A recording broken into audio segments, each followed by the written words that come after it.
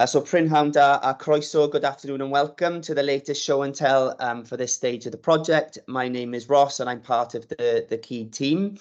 In today's session, we're going to be talking through some of the other work that's happening across Welsh Government, so specifically the policy mapping tool, and Jack will explain where that's got to and how it's linking up with the key testing group sessions. Warren is going to talk about the latest developments in the work that we've been doing on the procurement journey. And as we're coming to the end of our first planning window for this quarter, I'm going to give a little bit of an update in terms of our forward plans. And then it's back to Warren, who's going to talk about our key Rani series before opening the meeting for questions. So that's it for me for now. Over to you, Jack, if that's okay, to give an update. Yeah, of course. Hi, everyone. So just a very kind of quick update from myself. So myself and John and Ed from UBDS are on the call. And I know we'd previously been on this session last month and joined the last keyed user group session as well. So in terms of the policy mapping tool, so this is all kind of around trying to provide a centralized tool for kind of Welsh public sector buyers to understand the policy and the new policy landscape. We kind of had a bit of a run through on the last kind of keyed users testing session of where the application's up to, and kind of up after that call, we issued out in an Excel format the current question set that we were looking to load into the tool for any feedback from the group. We will, in terms of the next session, be joining and kind of presenting our kind of testing plan for the weeks ahead of how we want to be using those sessions. But kind of currently at the moment, we're just kind of asking for feedback on the questions we're looking to use within the tool.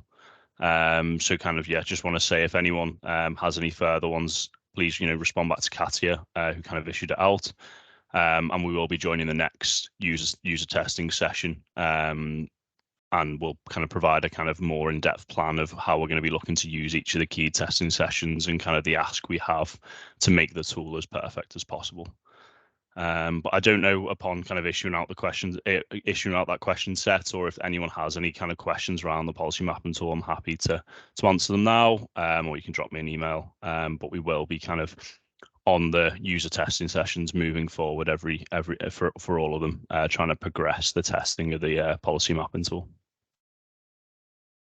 Well, thanks, Jack. And if you're not part of the testing group and you'd like to get involved in that, I'm sure most of you are now already anyway, that you can access that group via the Key website, and the details for signing up are there. There'll be a bit of time for questions at the end as well, if that's okay. So we'll pick that up then. On that note, I'll pass over to Warren, if that's okay, who's going to talk a little bit about the procurement journey. Thank you, Ross. Thank you, everybody. Nice to see you all again.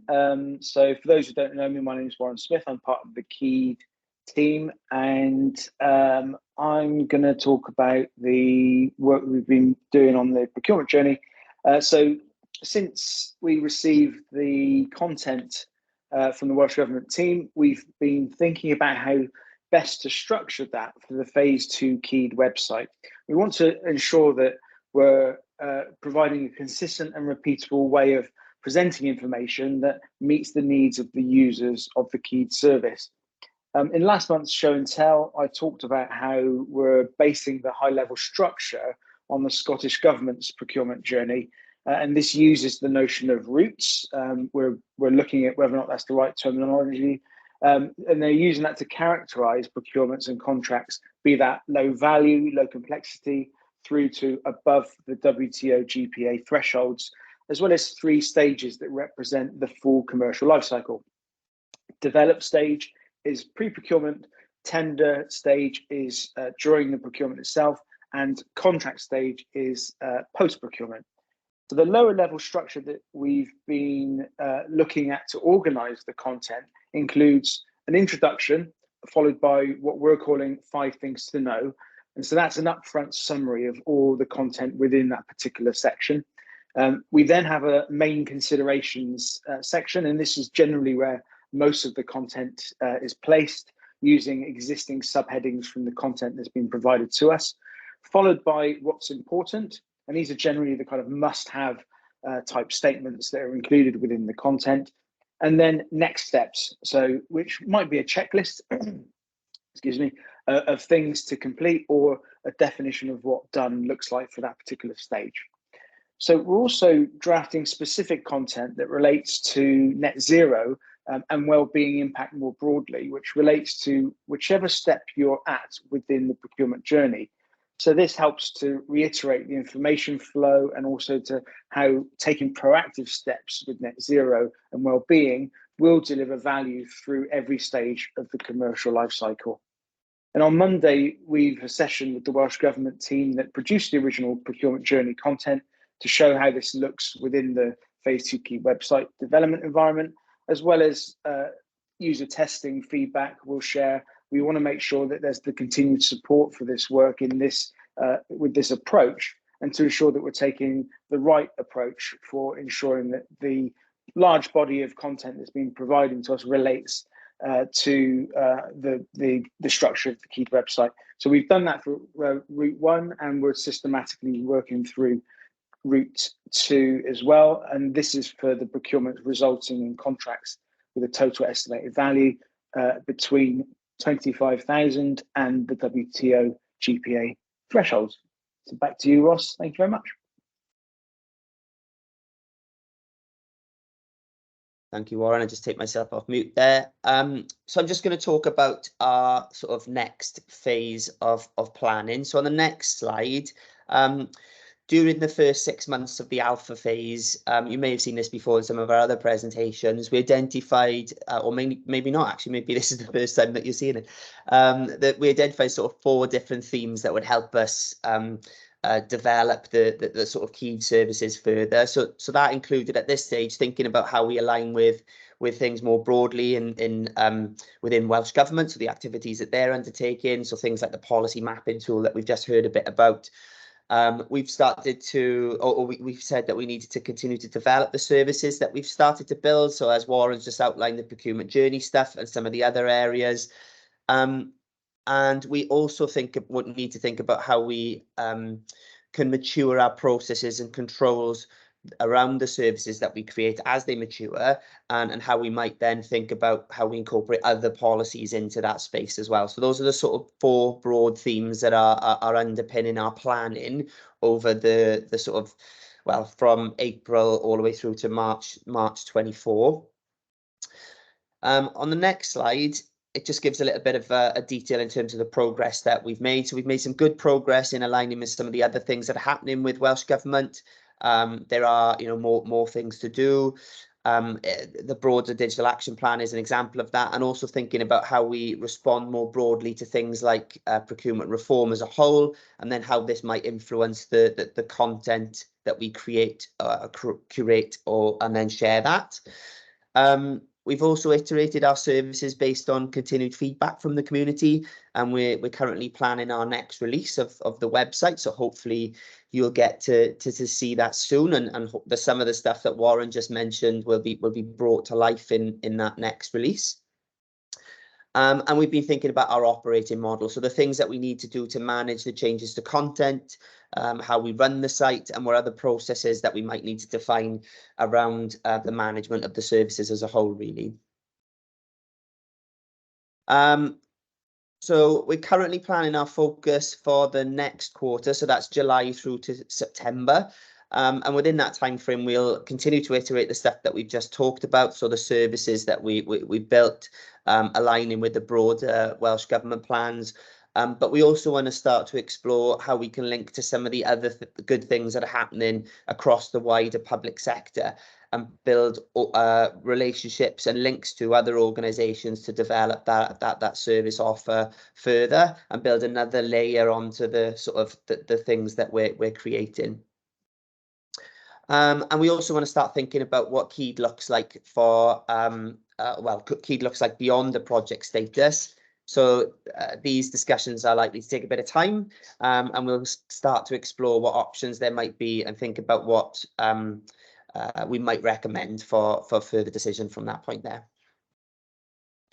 The next slide is one that you might have seen before. but it's here as a reminder of our approach to service developments. We recognise that we know more about the near-term things and less about the stuff in the longer term, but we also want the ability to then effectively respond as new things emerge. So this approach to quarterly planning cycles, supported by agile ways of working, allows us to do that in a bit more of a controlled way, but also then gives us the ability to ensure the things that we do are going to meet user need now and in the future. So there's that more responsive approach to delivery as we go through the sort of the next 9 months or so, because we're just coming to the end of that first quarter. So that's it from me. I'll hand back to Warren, who's going to talk a little bit about the Cyd Rannu series. Thank you, Ross. Next slide, please. Thank you. So for anybody who's new here, Cyd Rannu is the monthly knowledge sharing series for procurement and commercial professionals in Wales. Cyd Rannu means sharing together in Welsh, and it's core to what Cyd is all about. We launched Cyd Rannu initially as online webinars, which have all been recorded and are available on the Cyd website to share the content as widely as possible. So far, we've welcomed a diverse range of guest speakers alongside the Cyd team. For our initial session, we were joined by the Environmental Agency of the Basque Government, talking about their 2030 Green Public Procurement Programme. For the second session, we were joined by the Office of Government Procurement in the Republic of Ireland and the Welsh Local Government Association, talking about practical tools that support green public procurement. For the third session, we were joined by the UN Specialised ICT Agency, the International Telecommunications Union, talking about how to create smart, sustainable cities through public procurement, and also the procurement guidelines that launched in May, just last month, this year. And for this month's session, we were joined by technology solutions provider Centerprise, alongside Corey from the Cyd team, talking about how technology can help us reach net zero. So as I said, if you've missed any of these sessions, or you want to watch them again, recordings are available on the Cyd website. So we're taking a brief hiatus on Cyd Rannu sessions over July and August, but we're currently planning to resume for September. And this includes potential in-person sessions or hybrid where possible. And we aim to have a balance of geographical locations, ensuring events are held in South, Mid and North Wales, and a balance of Welsh and English speakers, with at least one Welsh speaker in every event. We're developing a proposal for the Welsh Government's consideration, and we hope to have some positive updates on this further, which we'll share when we can. Thank you very much, Ross. Back to you. Thanks, Warren. And that's it for the slides for this month's update and show and tell. I guess it's over to the floor if there's any questions.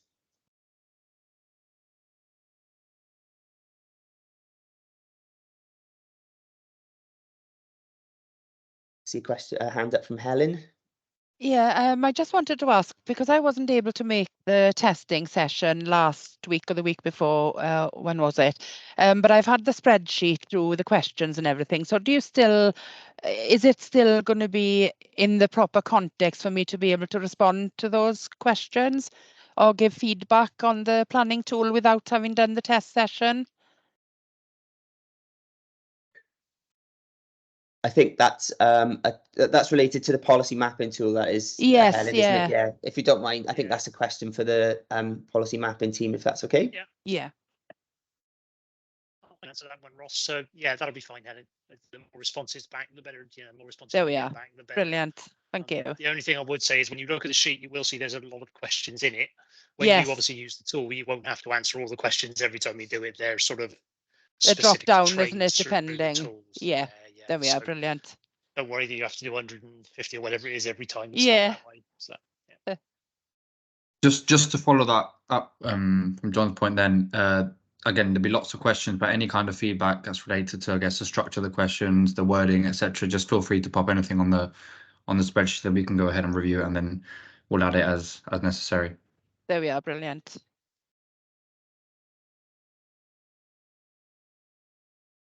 Any further questions?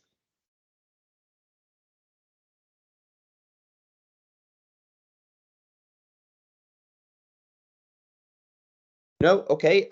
So that's it for this month's show and tell. Thanks for spending the time to attend the session. Obviously, we really value your feedback. If there is anything that you think about later or you want to talk to us about afterwards, then please feel free to get in touch. But for now, thank you very much for your time.